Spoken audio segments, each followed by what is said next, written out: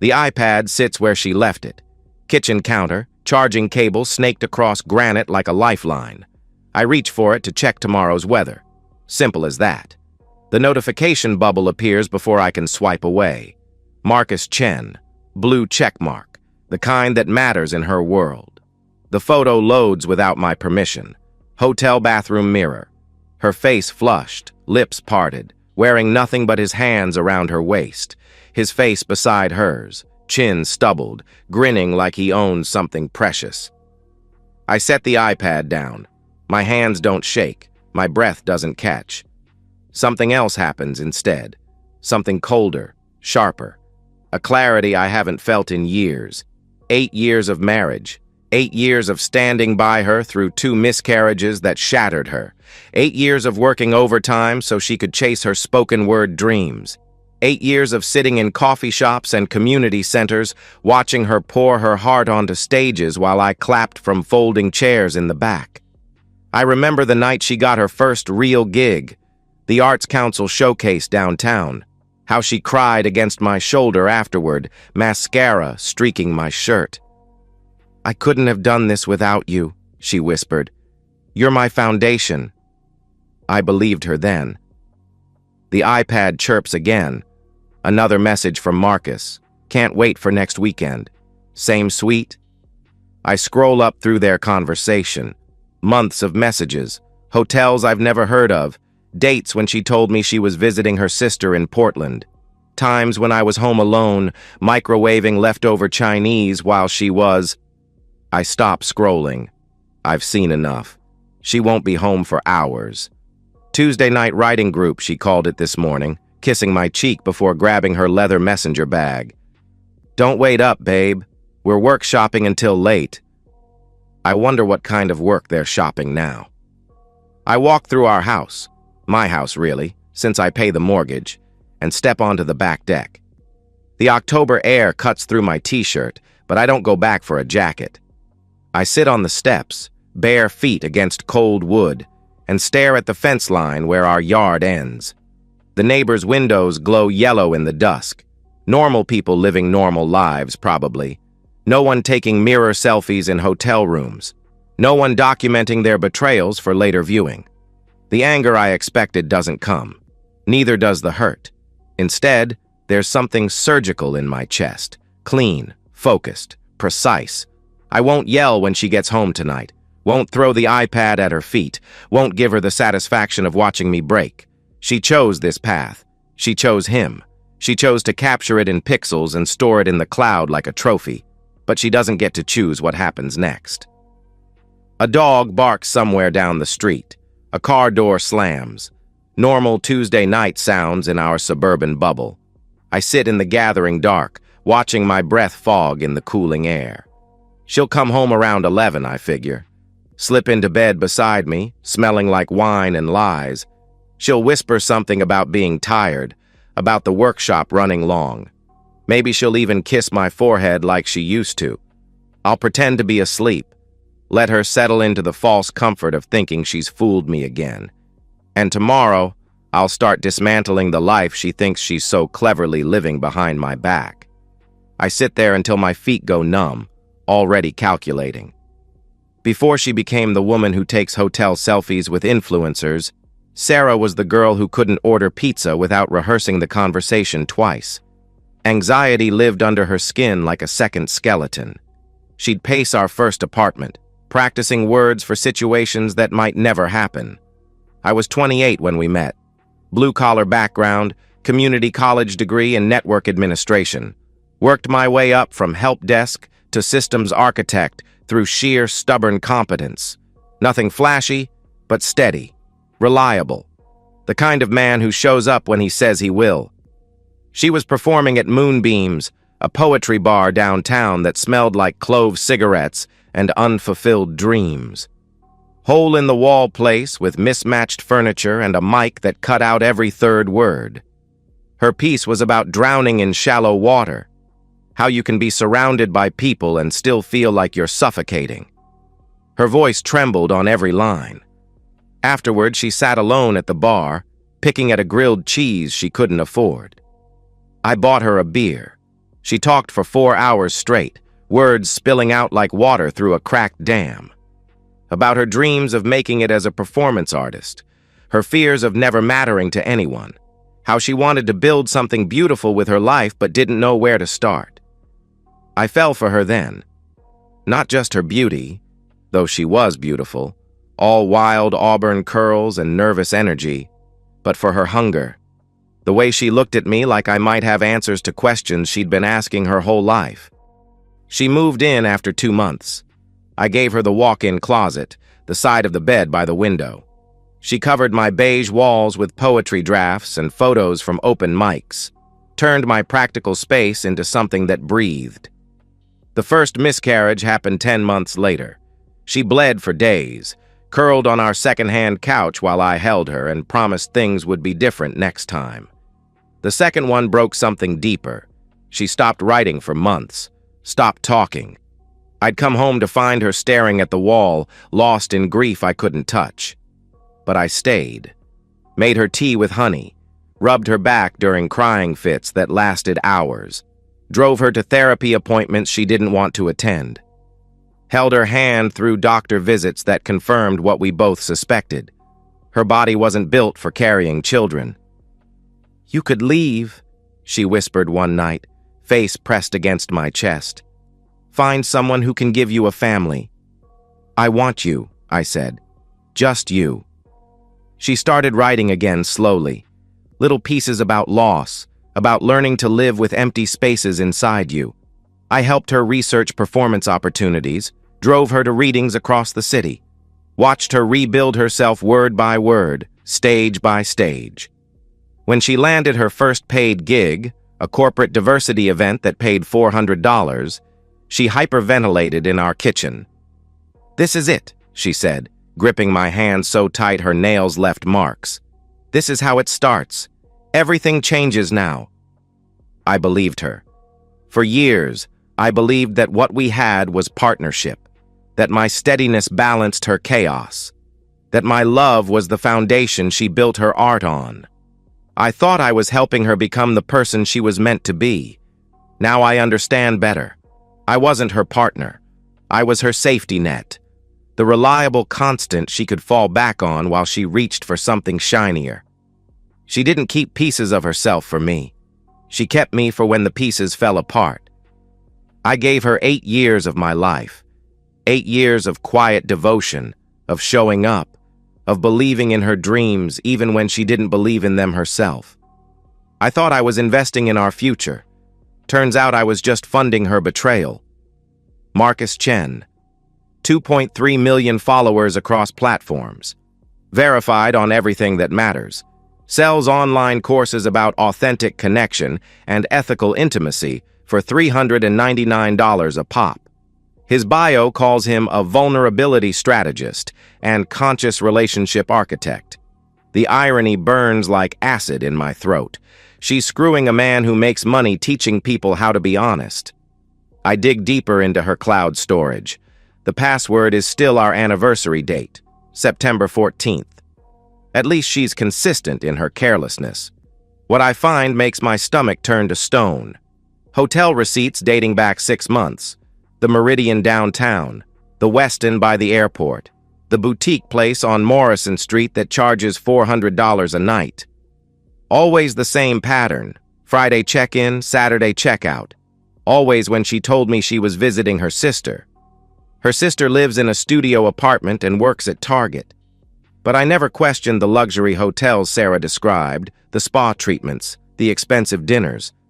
I thought her sister was treating her well. The message threads are worse than the receipts. Screenshots of our conversations where she mocks me to him. He's making dinner again. Thinks we're having a romantic night in. "Does he suspect anything?" he asks. Please. He still thinks I cry during intimacy because it's so meaningful. I'm just bored. "What's he like in bed?" he asks. Imagine missionary position had a baby with watching paint dry. I fake every single thing, every sound, every reaction. He has no idea. I screenshot everything, forward it to my personal email, cover my tracks, The audio files live in a folder labeled Writing Inspiration. 47 recordings. Some are her practicing new material, working through difficult passages. But others, I close my laptop before I can listen. Some things can't be unheard, but I save them all anyway. Marcus Chen, I learned from his website, specializes in helping couples redesign intimacy for the digital age. His testimonials feature before and after photos of supposedly transformed relationships. Beautiful people holding hands, gazing into each other's eyes with manufactured bliss. His upcoming book is titled The Authenticity Imperative: Living Your Truth in an Age of Deception. The preview chapter talks about the courage required to be genuinely yourself, no matter what others think. I read his blog posts about emotional honesty, his YouTube videos about building trust, his Instagram captions about the sacred nature of committed relationships. This man makes a living selling what he destroys. In her cloud, I find photos of our house she's shared with him. Pictures of me sleeping, mouth open, hair sticking up. The caption reads, "This is what settling looks like." Screenshots of my text messages to her, shared for his amusement. The one where I said I missed her while she was supposedly in Portland. The one where I worried about her driving in the rain. The one where I told her I loved her before a big presentation. She's turned my love into entertainment for their pillow talk. I think about the last 8 years. Every morning I brought her coffee in bed. Every night I listened to her workshop new material, offering feedback she claimed to value. Every small kindness I thought was building something precious between us. She was collecting material, turning my devotion into comedy for her real life. This isn't heartbreak anymore. This is data analysis. And I've got everything I need. Marcus has a keynote scheduled next month. Digital Intimacy in the Age of Connection at the Pacific Northwest Women's Empowerment Summit. 5,000 attendees, live streamed to another 10,000. Sarah will be there. She mentioned it last week, how honored she felt to be invited as Marcus's artistic collaborator, how this could be her big break. Her big break. I bookmark his speaking schedule, start taking notes. Time to see how much authenticity Marcus and Sarah can handle. The summit. 3 days of workshops, panels, and keynotes at the Portland Convention Center. Sarah's been preparing for months, treating it like her personal coronation. Her breakthrough moment, she calls it. The night she steps onto a stage big enough for her dreams. She's scheduled to perform during the opening ceremony. 20 minutes of original material about reclaiming feminine power through vulnerable expression. Material she's been workshopping in our living room every night for weeks. Marcus thinks I should record the whole thing, she says over breakfast, scrolling through her phone. Upload it to my YouTube channel. This could change everything for me, Marcus thinks. The phrase that's infected every conversation we've had for months. I make the call that afternoon. Pacific Northwest Women's Empowerment Summit, donor relations. I'm a potential major sponsor, I explain.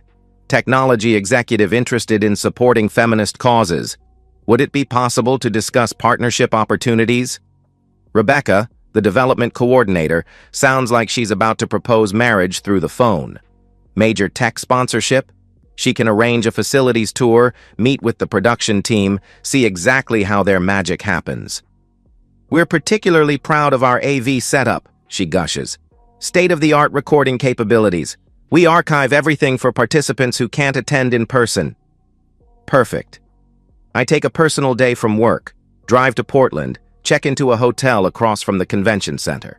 Meet Rebecca at the main entrance, wearing my best suit and carrying a briefcase full of financial projections I'll never use.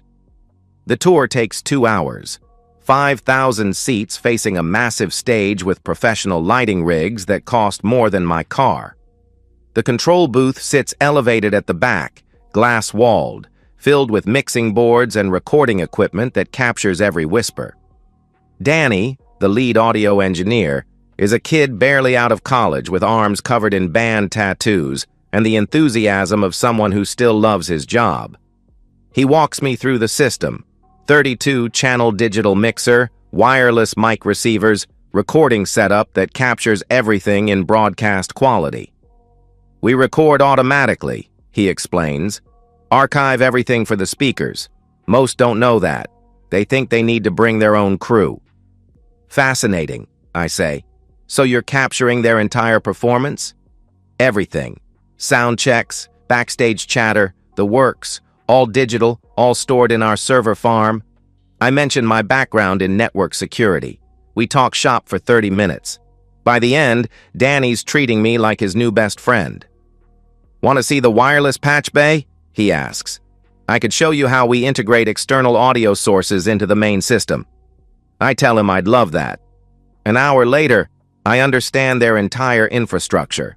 Frequency allocations, mixing protocols, archive systems, input hierarchies, the works.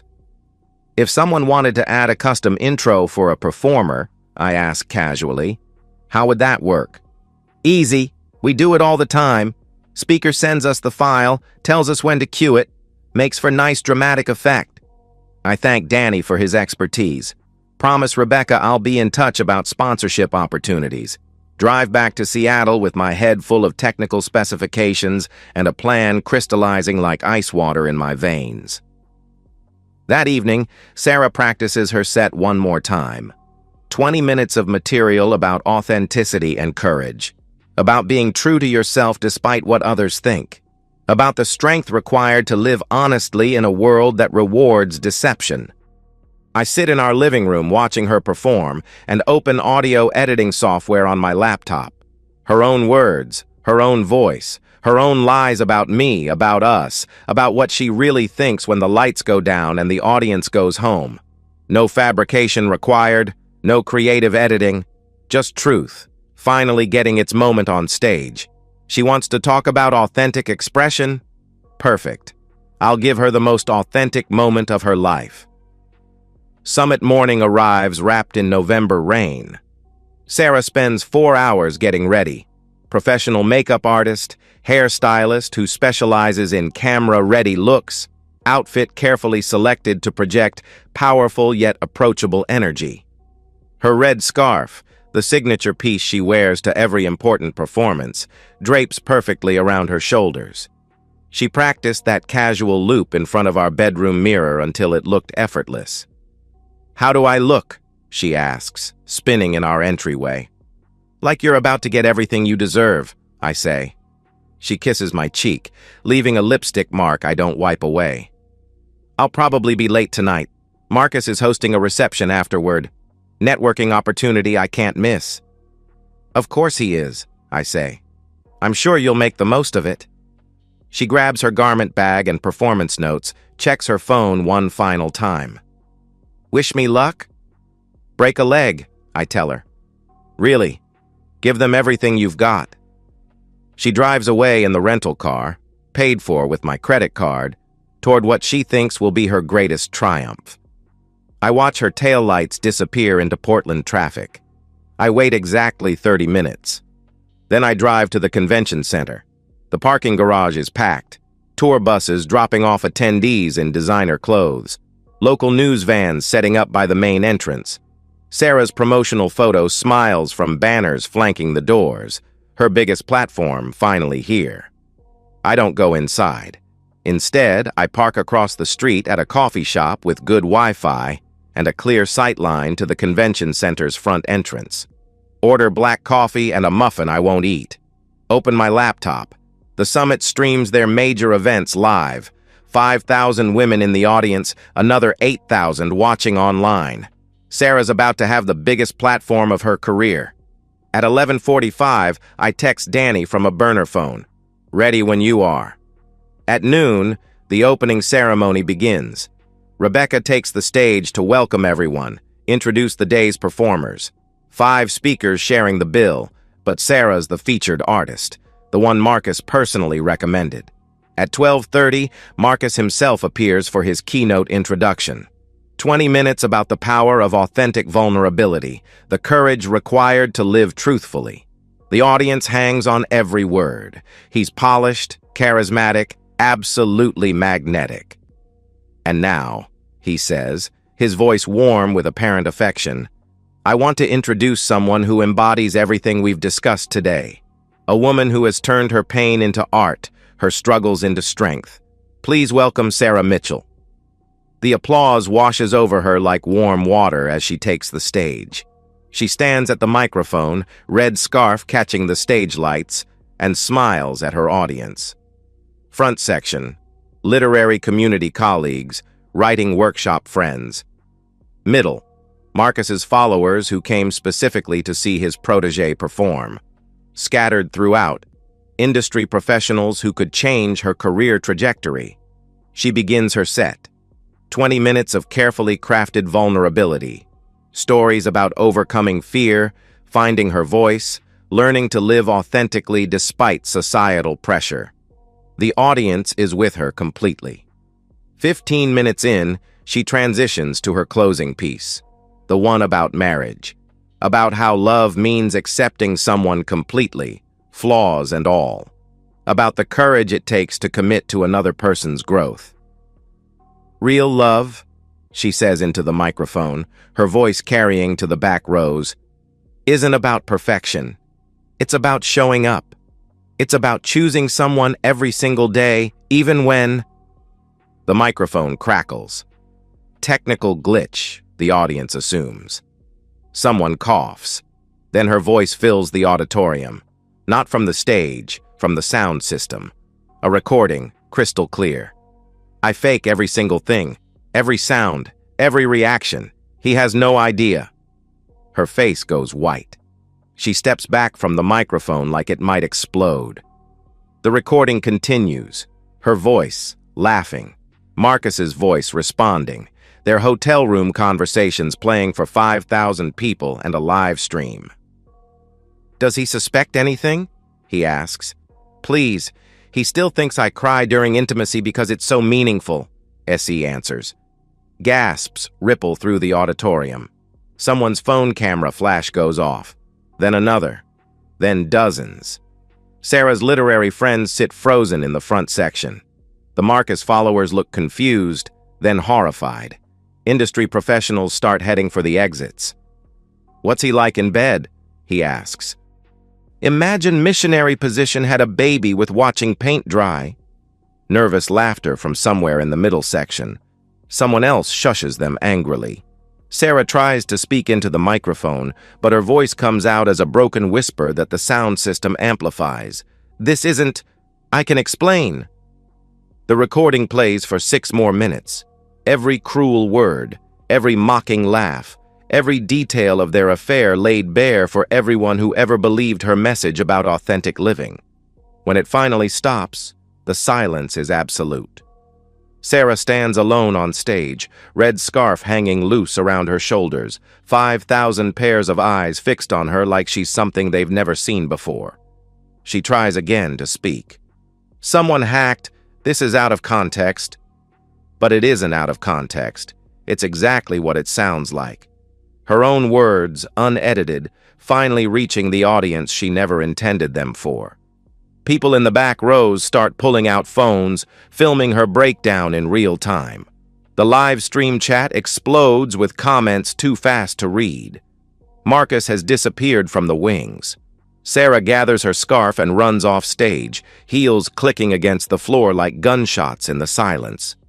I close my laptop, finish my coffee, and drive home through the rain.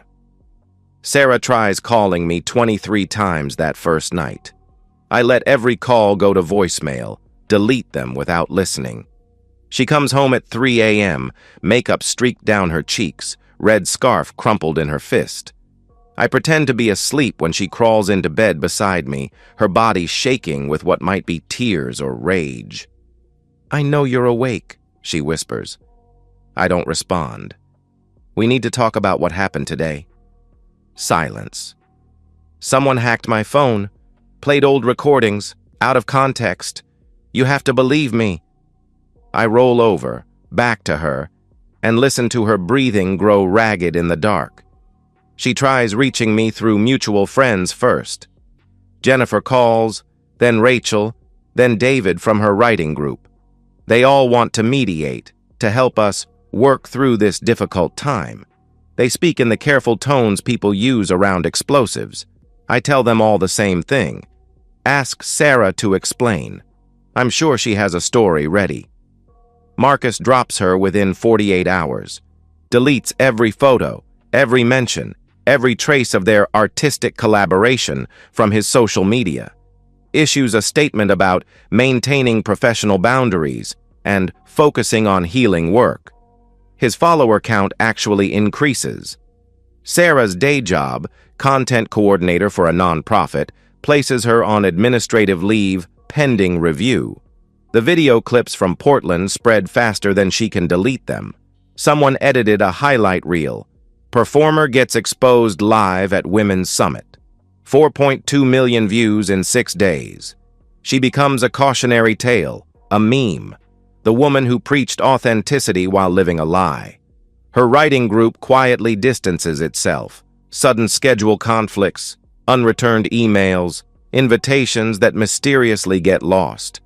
Her social media followers evaporate like steam. Sponsors for her YouTube channel disappear overnight. I move out on a Thursday while she's at therapy. Pack only what I need, clothes, laptop, a few books that matter to me. Leave everything else. The furniture we bought together, the photos of our life, the shared history I no longer want to carry. My new apartment is smaller, quieter. 1 bedroom in a complex across town where no one knows my story. I buy a couch from Facebook Marketplace, a bed from IKEA. Nothing matches, but it's mine.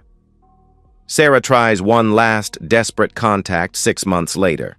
Shows up at my office building during lunch, waiting by my car in the parking garage. I made a mistake, she says when she sees me. A terrible mistake. But we can fix this. 8 years has to count for something. She looks smaller than I remember, thinner. Her hair is shorter now, controlled instead of wild, practical. I chose you, she continues, her voice breaking. In the end, I chose you. I unlock my car door. Don't look at her. No, you didn't. You chose yourself. You always chose yourself. Please, she says as I get in. Don't throw away 8 years over one mistake. One mistake? I start the engine. You documented every lie, saved every conversation, turned my love into entertainment for your affair. That's not one mistake. That's who you are. I drive away without looking back. A year later, I check her social media one final time. Her accounts are gone, deleted or deactivated, impossible to tell which. Her website displays a single line. Content no longer available. The woman who built her identity on words has finally found silence. I lean back in my desk chair, close my laptop, and look around my quiet apartment. No photos on the walls, no poetry drafts taped to the refrigerator, no trace of the life I thought I wanted. It's peaceful here, clean, honest. She wanted a stage big enough for her dreams. I gave her the spotlight she craved, the audience she'd always been performing for, and she burned in it. And so, we've reached the end of today's story. Was it what you expected, or did it take a twist you didn't see coming? I'm curious to hear your thoughts. Share them in the comments below, and let's get a conversation going. If this story kept you hooked, make sure to hit that like button. And if you're new here or just haven't subscribed yet, now's the perfect time to join our community. I bring you fresh, captivating stories every day, so click that subscribe button and turn on notifications so you never miss out. Thanks for watching, and I'll see you in the next one.